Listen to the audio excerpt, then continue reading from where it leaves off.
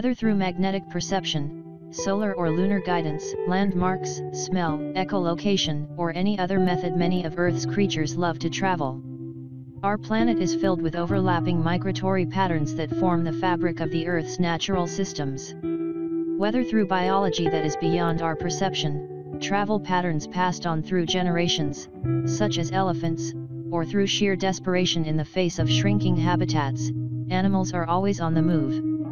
This list includes fish, birds, mammals, and insects that exhibit their unique brands of awe-inspiring wanderlust.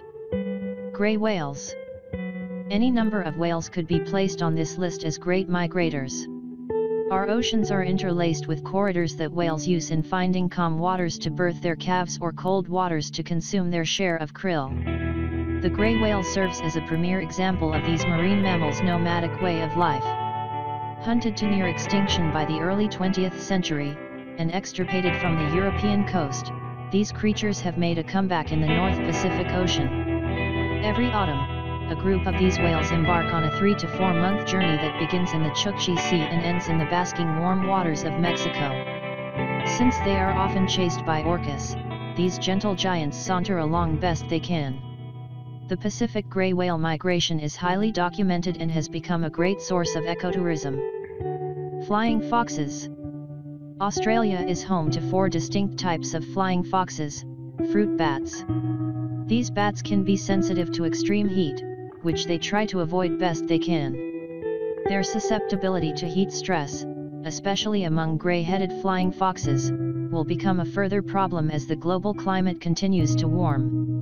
Their migrations are fueled by the need for blossoming plants and the nectar they contain. So it is that they require a large range to operate efficiently, something that is becoming harder to come by due to deforestation and agriculture. They travel to and from a variety of habitats such as swamp, rainforests, and other types of woodlands.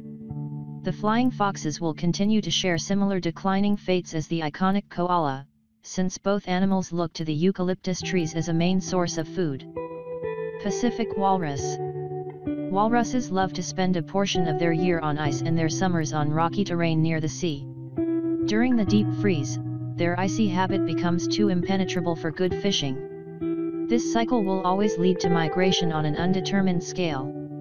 Walruses might find something suitable close by or far away. Walruses in the Pacific tend to perform an epic journey from the Bering Sea through Bering Strait into the pack ice of the frosty Chukchi Sea and vice versa. Females and calves are more migratory than the big bulls, and many calves are birthed during the northern trip. These animals have been hunted to near extinction many times, but enjoy joint protection from the United States of America and Russia, one of the few things we can agree on. Tuna. It has been well documented that many marine species of fish live a migratory life. Often it is these fish that are heavily targeted by commercial fishing.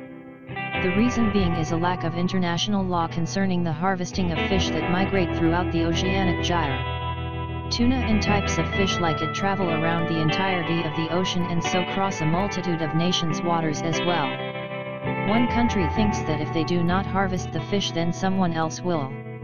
The end result is a mass harvesting of, and extinction of many, types of migratory species of fish. Over half the species of tuna are facing extinction in the near future. Yet, in many of the world's markets you can still purchase their meat fairly cheap. If we want to keep having our tuna sushi, we better start considering more sustainable options in fishing. Salmon. Regardless of the ocean of origin, salmon migrations are famously dramatic. These fish leave the ocean and enter freshwater rivers, swim upstream, and dodge predators at every turn. Perhaps the most widely publicized obstacles of this journey are the roadblocks that the grizzly bears set up along the way.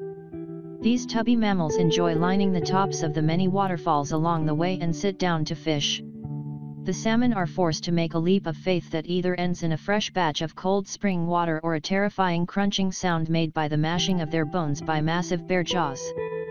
For every few hundred fish that make it past these furry fishermen, one gets filleted. The mission might seem suicidal, and that's because it is.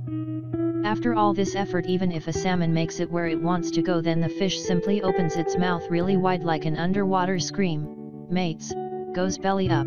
and dies. Their decaying carcasses are left to feed the ecosystem from whence they came.